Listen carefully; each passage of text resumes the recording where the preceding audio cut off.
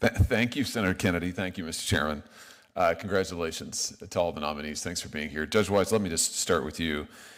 So as I understand it, you don't think that there really is any clear-cut distinction between male and female as biological categories. Is that correct? That is not correct. That's what you wrote. Sorry, that is not correct. Well, that's what you wrote. Look, I'm reading your article, your Time Magazine article. Just to be clear, you wrote this while you were a sitting judge, 2017? You were on the bench?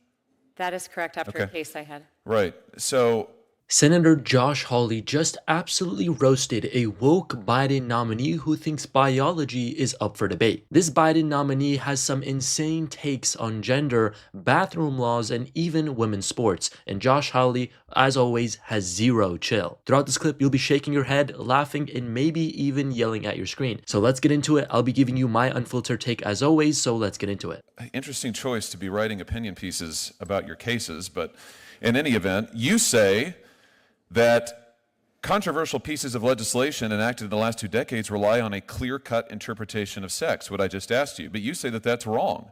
In fact, gender is an intricate continuum and not 2 tidy boxes. That's what you say. Ah yes, an intricate continuum.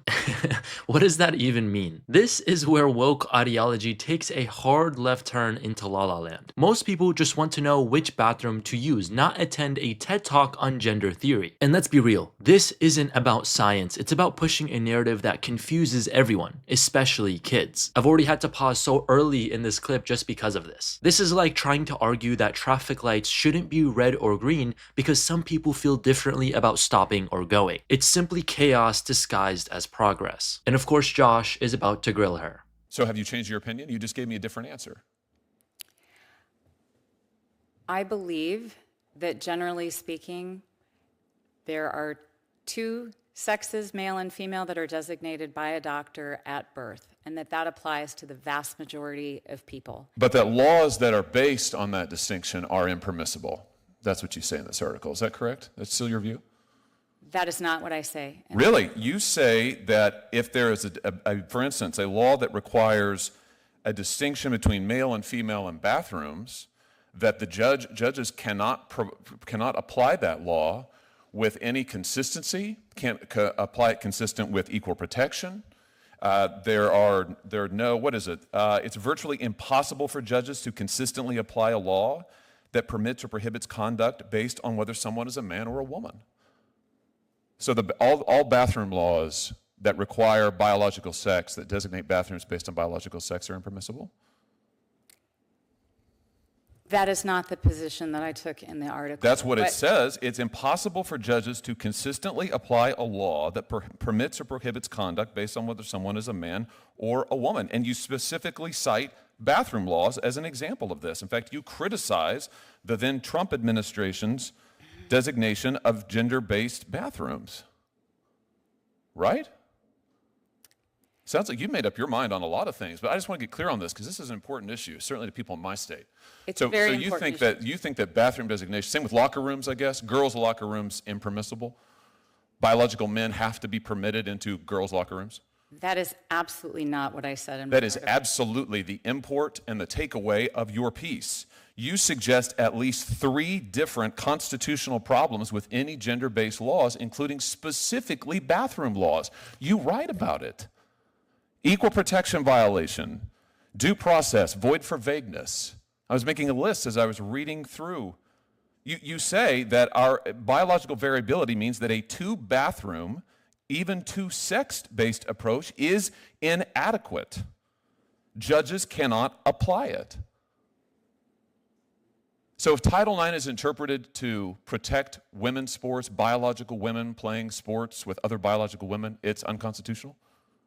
And Josh makes a very excellent point. Women's sports, out the window. Your daughter's basketball team could soon be playing against 6'5" dudes named Becky, who decided last week they're feeling feminine. How is this fair? We spent decades fighting for women's equality in sports, and now it's all being erased. Title IX wasn't written so men could dominate women leagues. It was written to protect them. Yet this judge thinks fairness is somehow unconstitutional. Make it make sense. And of course, let me know what you guys think down in the comments.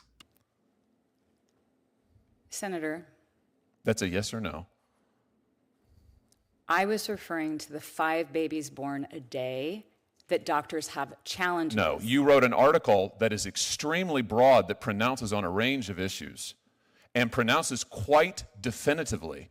What's this comment at the end of your article about the fact that judges must see the world through a secular lens, and when legislators blur the lines of church and state to enact laws that permit or prohibit conduct based on biological gender as only male or female, they place an impossible burden on the judiciary? What's that mean? That distinctions between male and female are a violation of church and state? Judges have to be able to administer these laws if the direction, and I have to tell you, I work really hard to get it right, to do exactly what Congress tells me to do and the legislature tells me to do.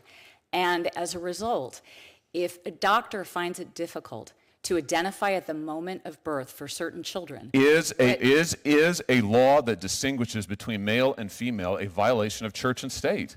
You say when legislators blur the lines of church and state and enact laws that permit or prohibit conduct based on biological gender as only male and female, they place an impossible burden on the judiciary. So this is a First Amendment violation? if what you are telling judges is that in order I'm to not make- telling you anything. I'm reading you your comments, and I am asking you if you are still committed to these, and it sounds like you are. I have to tell you, I think these positions are insane. I think the idea that laws based on the distinction between male and female are a violation of church and state is insane. Totally insane. I think the idea that laws that would say women's locker rooms are protected from biological men, that those are impermissible, that's insane. But that's what you say in this article. You're going to have to recuse yourself in a lot of cases, aren't you? Will you recuse in every case involving biological sex if you are confirmed? Senator, respectfully, that is not what the article says. You have pronounced on all of these issues. Will you recuse yourself in any case involving Title IX, biological sex, challenges to locker rooms, girls' sports, bathroom bills? All of those things are covered in this article that you wrote while you were a sitting judge. This is a great question, and it's one every senator should be asking. How can anyone trust her to be impartial when she's already made her views crystal clear? It's like hiring a referee who openly supports one team to call a game. No thanks. If she gets confirmed, you can kiss fair rulings or these issues goodbye. And let's not pretend this is an isolated issue. This is part of a larger agenda to dismantle every standard we have. Hawley's doing us all a favor by putting her on blast. Don't you think that was impermissible? Will you recuse? Let's get an answer to that. Senator, your time is expired. Will you recuse? I did not take a position as to those issues that you have raised. You took a position on all of these things, and your position is insane. Totally insane. I will absolutely not vote for you. There's not a world in which I could support you. I can't believe you have been nominated. And if you are confirmed, which I hope will not happen, you absolutely must recuse across all of these cases or stand in violation of the Code of Judicial Conduct. I'm shocked you're sitting here today. And in classic Hawley fashion, he ends off his argument very strongly. Hawley calls it like he sees it, and honestly, he is right. These ideas aren't just wrong, they are dangerous. They undermine everything from fairness in sports to the very foundation of law. If this is what passes for a qualified nominee these days, we are in serious trouble. You don't need a law degree to see how insane this is, you just need some common sense, something this nominee is clearly lacking. As always, I would love to hear your guys' thoughts down in the comments below. Do you agree with a lot of the points she made, or are you on the side of Josh and his argument? Be sure to leave your comments down below. Also, give us a like and subscribe, and we will see you guys in the next one.